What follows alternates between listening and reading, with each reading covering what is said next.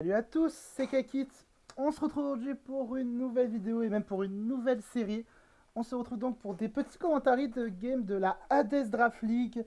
Donc un nouveau tournoi Draft League qui est organisé par pas mal de monde, dont par exemple Hurtado, je sais qu'il y a Armo aussi qui aide un petit peu à l'organisation et plein d'autres. Et on va tout simplement regarder un petit peu des games de ce tournoi. Donc, pour vous expliquer vite fait le concept du tournoi, 80 joueurs ont in et donc les 80 joueurs ont été placés dans 5 divisions de 16 joueurs. Alors évidemment les divisions c'est un petit peu comme les championnats de foot ou quoi, c'est-à-dire les meilleurs vont monter à la division supérieure, les moins bons vont redescendre. Et le but en gros dans ce tournoi c'est qu'à chaque fois juste les gens affrontent des joueurs de leur niveau. Et comme les gens affrontent des gens de leur niveau, c'est pour essayer un petit peu d'aider les gens à progresser que ce soit pour découvrir le format ou même juste les gens qui découvrent, qui connaissent pas trop le format. Ils jouent contre des joueurs aussi peu expérimentés pour essayer de se faire leurs premières armes. Alors que voilà, les gros joueurs, les top joueurs du tournoi vont jouer entre eux pour vraiment avoir des pour avoir des games très intéressantes. Et donc, au lieu de commenter mes games, donc je participe au tournoi, je participe au tournoi, je suis en division 2. Et au lieu de commenter mes games, je préfère tout simplement parler un petit peu des games des autres. Aller notamment voir du côté des divisions 4 et division 5, qui sont donc des matchs avec des joueurs soit qui ont très peu joué, soit qui ont encore du mal à jouer. Et je me dis ça peut être intéressant d'aller regarder un petit peu les games, voir ce qu'on peut dire, voir les conseils qu'on pourrait donner, que ça soit au niveau du build, au niveau des plays. Ça peut, je pense, être intéressant. Évidemment, le but, même si je vais quand même un peu tacler les plays, le but c'est quand même pas de se moquer, c'est quand même d'essayer d'aider à progresser les joueurs avec les niveaux les plus bas. Et le but évidemment c'est qu'à la fin toute la Div 5 se retrouve en Division 1, hein, évidemment. Donc on va donc parler de deux matchs aujourd'hui. On va parler d'un match de Division 5 entre Martin et Itavi. Et ensuite, on va parler d'un autre match entre Noël et Oumar en Division 4. On va donc commencer par le match entre Martin et Itavi. Euh, du côté de Martin, on a donc le Quillfish de Isui, un Raging Bolt, un Ribombi, un Manafi, un Iron Valiant et un Skelet Dirge. Alors que du côté d'Itavi, on a Morgrem, Garganacle, Volcarona, Slowking, Ogurpon et Qrem. Et là, déjà, il y a un premier problème du côté d'Itavi. Il n'y a pas de moyen, je crois. À part peut-être le Volcarona, qui a peut-être des fogs en Paldéadex, mais je sais plus. Même si je crois que de base, Volcarona n'apprend pas des fogs de mémoire. Mais là, on a un problème. Il n'y a pas de hazard removal du côté de Itavi. Ça signifie que le Ribombi, s'il place sa sticky web, la sticky web va être permanente. Donc, est-ce que Itavi a pris ça en compte au match-up et du coup, est-ce qu'il va peut-être jouer des bots pour pouvoir contrer ça? On va voir tout de suite. On va donc commencer cette game avec le lead Ribombi normal contre un lead Morgrem. Et le Morgrem qui va taper Fake Out. Et là, on a un premier problème. Voilà, ça a posé la sticky web. Tout simplement parce que Itavi, il ne s'est pas assez renseigné sur Ribombi, il ne connaissait pas assez le poké. Il a tout simplement accès à Shield Dust. Shield Dust qui est un talent qui empêche les effets secondaires des attaques de. Qui empêche tout simplement de recevoir les effets secondaires des attaques. Et dans le cas de Bluff, ça empêche tout simplement le flinch. Je comprends le but derrière. Tu voulais casser une sash tout en évitant la pose de la City. Mais il fallait se renseigner sur le poké, il fallait se renseigner sur Ribombi, surtout que Ribombi, en général, Shieldus c'est le talent joué par défaut parce que Onigazer ça sert à rien. Et Sweet Veil c'est bien beau, mais c'est pas aussi intéressant que Shieldust. Donc fallait peut-être se renseigner et surtout qu'en plus derrière vous allez voir que voilà derrière le Morgrem va taper Taunt. Il fallait le taper directement. Pourquoi avoir perdu un tour à vouloir jouer Fake Out? Ça sert pas. Surtout derrière Parting Shot, ça va être sur Slow King. Slow King comme le Ribombi a moins 1 attaque speed, il devrait bien tanker, voilà, il tank bien le Moonblast, le Bug Buzz derrière. On connaît pas, Ribombi arrive quasiment sur son moveset, c'est juste un move qu'il ne connaît pas et ça va aller sur le Volcarona. Volcarona qui vient bien sur les moves, mais qui vient pas très bien sur la Stun Spore. En plus, il a pris la Sticky Web. C'est dramatique. Dramatique le début de game pour Itavi. Parce que là, il a pu poser sa Sticky Web. Le Volcarona est paralysé. Et Volcarona qui aurait pu quand même faire un peu de taf dans cette game, même s'il y a quand même Raging Bolt qui allait venir le déranger. Et aussi le squelette vierge. Il aurait pu faire un petit peu de taf dans cette game, mais là maintenant le Volcarona ne sert plus en fait, parce qu'il est paralysé, il va prendre la sticky, donc il dépasse plus rien. Enfin voilà, c'est dramatique. Le début de game d'Itavi, ça va aller sur le squelette vierge, lance-flamme, bon. Voilà, de toute façon, là c'est plutôt tranquille. Ça va aller sur le Garganacle, et le squelette vierge va taper une petite torchon pour prendre un petit peu, voilà, un petit boost. De toute manière, c'est l'avantage de torchon, c'est toujours gratuit en général. Et ça va Terra Water contre le Garganacle. Et ça va prendre le Salcure qui va... Et voilà. Et là, le Salcure va révéler la Covercloak du squelette vierge. Ça, c'est très bien vu de la part de Martin. C'est dommage qu'Itavi ne s'en soit pas rendu compte au Team Preview, parce que je précise au cas où, mais on joue en Terra Preview, donc Itavi avait l'information de tous les Terra types de Martin. Certains Poké peuvent Terra, j'avoue, j'ai pas la liste sous les yeux et j'ai pas eu envie de la chercher. Donc, c'est dommage qu'Itavi ne se soit pas rendu compte plus tôt du Terra Water, parce que je pense qu'en voyant le Terra Water, il aurait pu comprendre le plan derrière. C'est dommage, mais bon, c'est pas grave. Mais du coup, là, c'est terrible parce que ça veut dire que maintenant, le squelette vierge, bah voilà, le squelette vierge, il est gratos sur le Garganacle. D'autant plus que le squelette vierge va reveal encore, c'est-à-dire que vraiment, c'est terrible. Le Garganacle se fait neutraliser par le squelette vierge. Morgrem qui va revenir, petit slack off, et voilà. Le squelette vierge revient full vie. Encore une fois, un bluff. Bluff qui ne sert toujours pas dans cette situation. Parce que déjà il y a Ribombi, donc Ribombi s'en fout du flinch. Et surtout en plus même, parce que les dires, a révélé la Covercloak. Et ça signifie que le squelette vierge n'aurait pas pris le flinch là non plus. Donc encore une fois un bluff qui ne sert à rien, surtout que derrière il va vouloir taunt. Là le provoque, il sert presque à rien. Franchement, enfin un prix il peut quand même servir, mais sinon là pour moi le provoque sert à rien. Martin il envoie Quillfish plus pour empêcher un parting shot plutôt qu'un taunt. Mais provoque ne sert pas trop dans cette situation. C'est pas grave. Donc ça va quand même aller sur Curem. Curem qui fait quand même plutôt peur dans le match-up. C'est dommage, il a pas les bots. Et surtout Martin qui va sub sur le Curem. Plutôt osé. Franchement, c'est plutôt osé de sub sur le Curem. D'ailleurs, ça va envoyer Ribombi. Ribombi qui va prendre une barre. Voilà. Le Volcarona qui reste quand même un bon switch-in à Ribombi, même s'il est paralysé. Bon, la drop est un peu unforte malheureusement. C'est le Manaphy qui arrive sur la Quiver Dead. T'as quand même ton petit boost de SPDF, ça fait toujours plaisir. Le Surf qui va faire 49% à plus 1 en SPDF. Le Giga Drain qui va quand même faire mal, mais pas assez. Ça prend pas le 2 HKO ou alors c'est un roll. Martin va pas le jouer, il a quand même raison. Il va sur ce que les dire. Au final, le Volcarona est quand même full vie, mais ce Volcarona vraiment il sert pas énormément. Et dire je vais taper le torchon, pourquoi pas. Et là, encore une fois, un bluff. Bluff qui ne sert toujours à rien, je l'ai dit juste avant. Ça fait 3 bluffs inutiles. Vraiment. Il y avait mieux à faire sur ce Morgan que de jouer bluff, surtout que là en plus, là c'est terrible. Parce que du coup tu laisses le squelette vierge se soigner. Alors que même s'il était à 70%, c'est toujours ça le prix. Là tu le laisses se soigner, c'est catastrophique. Tu aurais dû taper taunt à ce moment-là. Il faut... Voilà, de toute façon, hashtag no bluff. Squelette vierge qui va retaper torchon. C'est toujours gratuit avec squelette vierge, taper les torchons. Et derrière, voilà, Shadow Ball. Ça va faire mal au Slowking. En plus, c'est la drop, mais bon, ça c'est pas grave, comme le Slowking se barre. Il faut aller sur Rogerpon, il faut essayer de reprendre un petit peu l'avantage quand même. Itavi qui essaye de reprendre l'avantage. Mais voilà, sur le Rogerpon, il y a Quillfish. Quillfish qui devrait bien prendre le Power Whip. 22%, ça va, c'est honnête. L'entrée de Garganacle.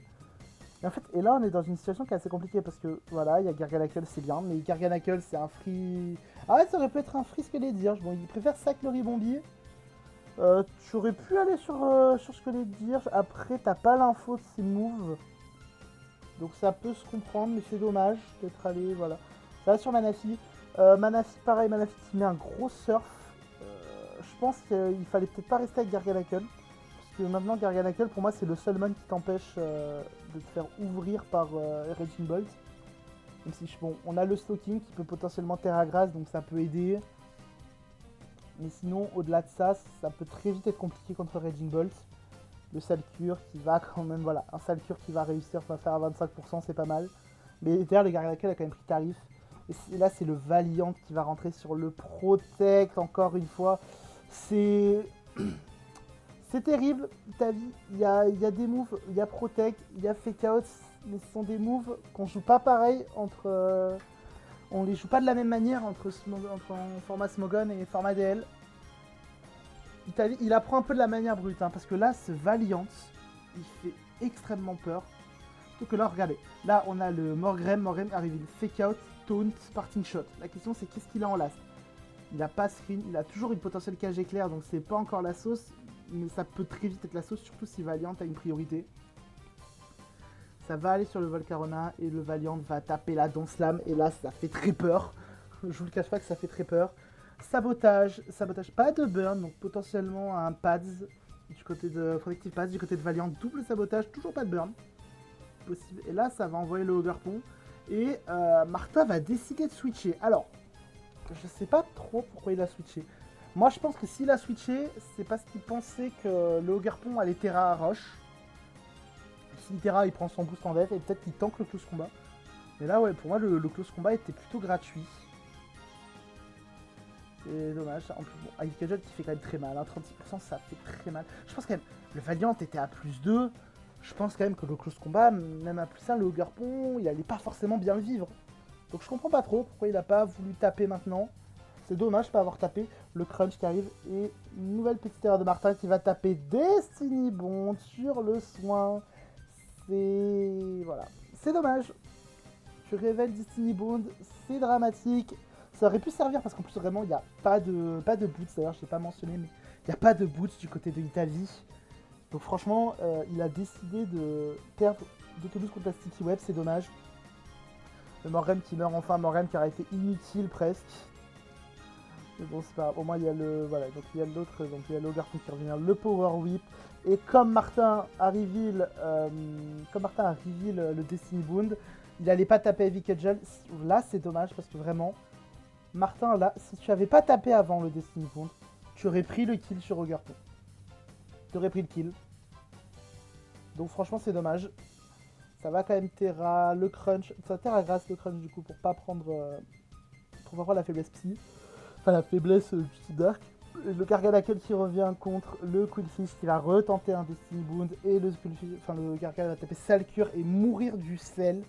Donc pas de kill de la part de Destiny Wound. Le Scavenger, je reviens à Scavenger qui est toujours très menaçant.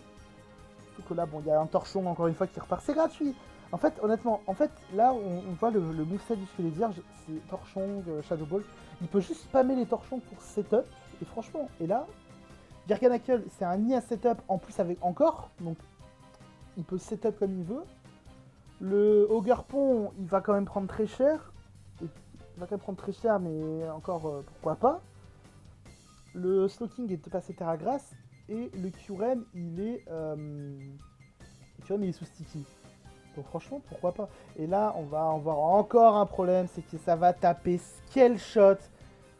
Franchement, le Scale Shot, je vois l'intérêt de taper Scale Shot. Le problème, c'est que, en plus, bah oui, tu peux pas cliquer sub dans cette situation. Tu peux pas cliquer sub parce que c'est des torchons qui partent, donc ce sont des attaques sonores. Je pense que pour qu'il ait les leftos, il doit avoir sub à mon avis.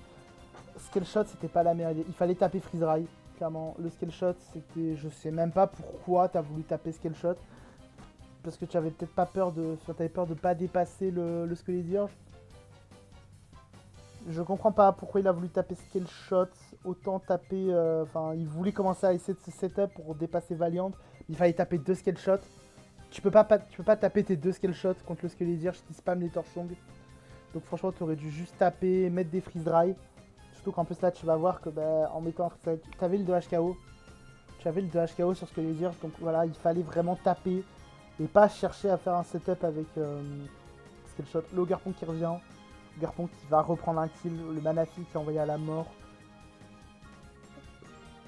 Non, c'est le Raging Bolt qui arrive. Et Raging Bolt, il fait très peur. Raging Bolt, il va bah, tout simplement d'abord taper un petit body press pour essayer de catch ce Hogarpon. Puis il va taper des clones. Il va se setup. Et c'est tout simplement la fin de la game. Voilà, le Raging Bolt, il n'y a plus rien qui peut l'empêcher de setup. Je dis pas qu'on a vu... on a vu quand même des choses intéressantes, mais... On a vu beaucoup de problèmes de build. Notamment, bah, voilà, là, ce Morgrem. Le bluff du Morgrem, non. Clairement, non. Surtout quand t'affrontes Ribombi. Enfin, le bluff, honnêtement, c'est un move à Heavy. Il faut pas. Enfin, je vais pas dire il faut pas l'utiliser, mais vraiment, c'est que dans quelques cas très précis qu'il faut l'utiliser. Mais là, du coup, c'était dramatique, donc il fallait pas l'utiliser. Pareil, le fait qu'il n'y ait pas de bot, qu'il n'y ait pas de hasard de main d'enlever les hasards contre Ribombi, contre en plus le Quillfish qui pouvait poser des picots. Si Quillfish avait posé des picots, mon dieu, comment la game aurait été encore pire pour Itavi. Donc c'est dommage de ne pas avoir de quoi clean les hasards dans le 6.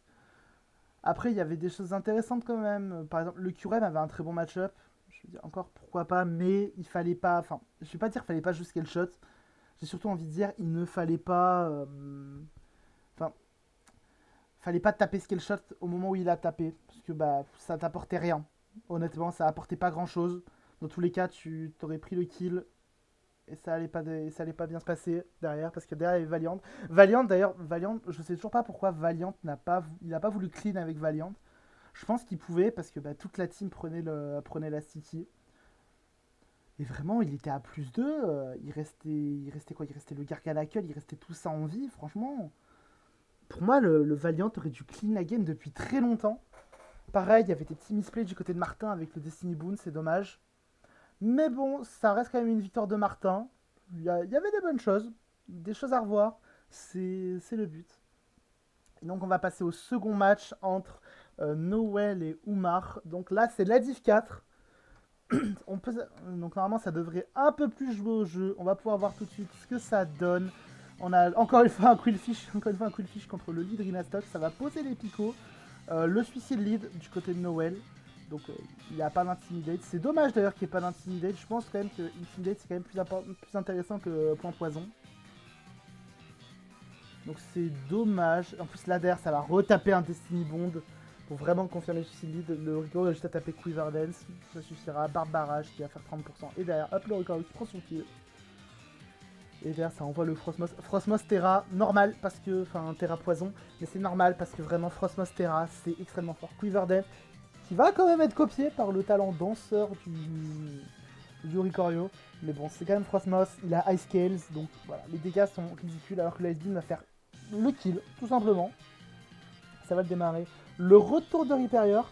Et là, il a voulu switch out, peut-être parce qu'il n'était pas sûr de tuer.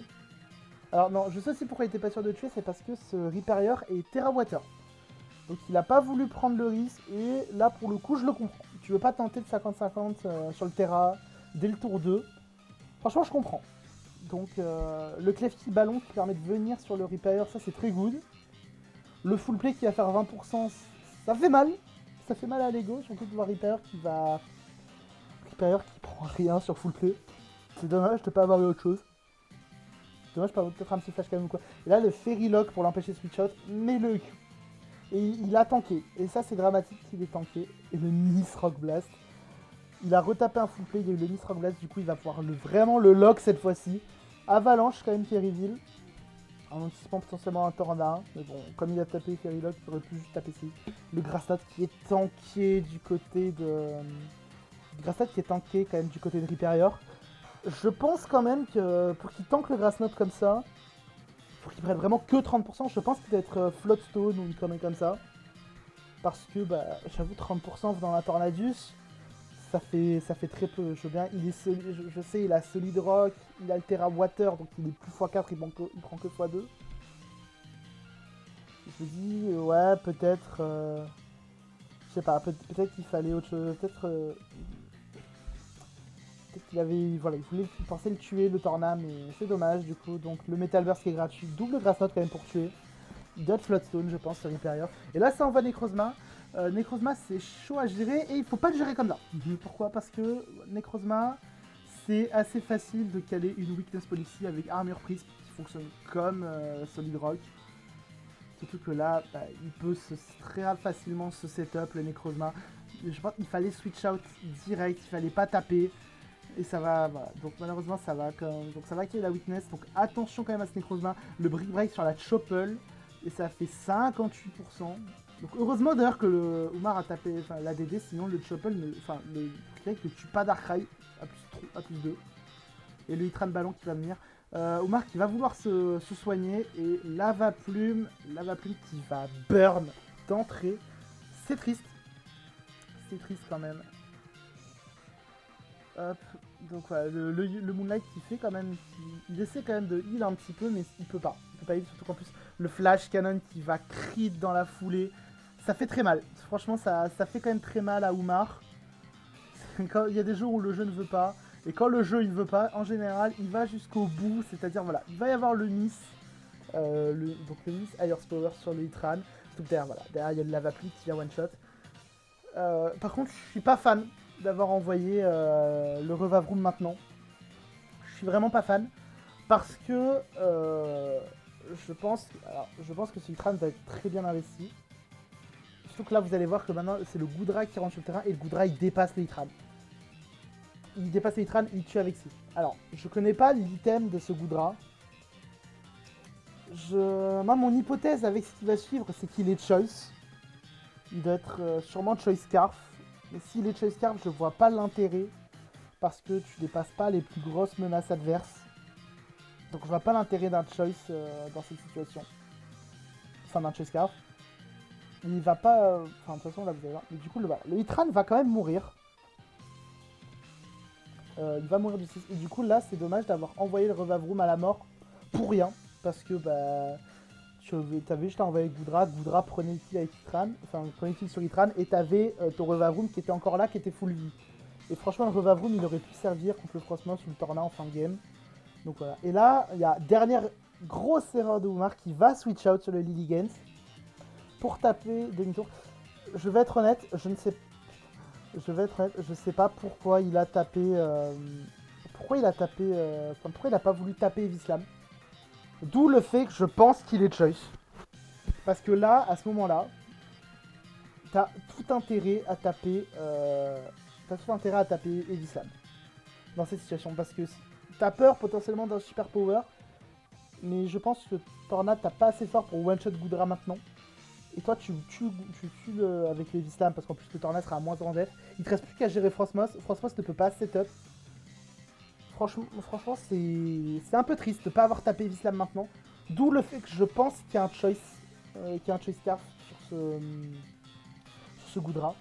Pour ne pas avoir tapé. Ou alors sinon c'est un gros choke. Bon là donc là Sleep Powder, il va quand même tenter un setup, mais le Frostmoth qui va se réveiller instant. Umar a vraiment pas de chance. Dans cette game, la luck est négative. Mais voilà, malgré tout, le Evislam en plus qui va même pas tuer. C'est dommage. Et comme il a pris Size Beam, c'est-à-dire que là je pense qu'Umar il a pris la fin de game, c'est dommage. Hop. Et le Evislam. Et là vraiment c'est dramatique parce qu'en plus voilà on voit le dernier canicule qui va tuer donc ce Goodra. Cette fin de match elle est dramatique pour Umar. Oui il a pris beaucoup de hacks dans la gueule. Mais je pense que sans le axe, Umar s'en sortait largement. Parce que on l'a vu juste avant. Franchement on l'a vu juste avant. Le Miss Air's Power il est unfort mais il n'était pas nécessaire de le tenter. Pareil, le Goodra, le switch out contre Torna quand il reste un 1v2. S'il n'est pas mouchoir choix, je comprends pas pourquoi il switch out. Pour moi, il avait juste un seul intérêt, c'était taper Evislam. Quitte à. Voilà. C'est dommage parce que s'il tapait ce Evislam, il gagnait la game tout simplement parce qu'il dépasse le Frostmoth. D'ailleurs, le Frostmoth 251 speed. Ouais, donc peut-être que le Goodra était vraiment Scarf. Je sais pas ce qu'il a voulu faire. C'est dommage. C'est dommage du côté de Umar parce que même avec le axe qu'il a pris dans les dents, je pense qu'il pouvait gagner ce match. Noël a quand même laissé pas mal d'occasions. De gagner cette game. Enfin, de laisser pas mal d'occasions pour que son oppo gagne la game. En tapant le demi-tour sur le Necrozma. Enfin, il y a plein de petites choses qui ont posé problème. Le jeu l'a rattrapé. Du match-up. Mais voilà, ça montre aussi que même s'il y a du axe, il faut pas juste se dire ah ouais le jeu m'a baisé, j'ai vraiment le axe, j'ai pris tout le axe en pleine gueule, ça fait chier, voilà. Il faut pas. c'est pas la meilleure manière de progresser. Il faut quand même prendre du recul sur, sur sa game et regarder les erreurs qu'on a pu faire. Là, pour moi, en fin de game, il y en a eu pas mal. Et il y avait des petits problèmes de build. Mais je pense que c'est surtout cette fin de game qui est dérangeante. Et c'est bien dommage. Enfin bon, sinon on a quand même vu 2 games plutôt sympas aujourd'hui. Si jamais, que ce soit les joueurs concernés ou non, si jamais vous avez des choses à redire dans les commentaires, n'hésitez pas quand même à partager votre avis. C'est toujours intéressant. Et bah écoutez, nous on va se retrouver la semaine prochaine pour d'autres games des divisions 4 et 5. J'espère en tout cas que vous serez là pour la prochaine aussi. Et j'espère que cette vidéo vous aura plu. D'ici là, portez-vous bien, c'était Kikit. Ciao tout le monde.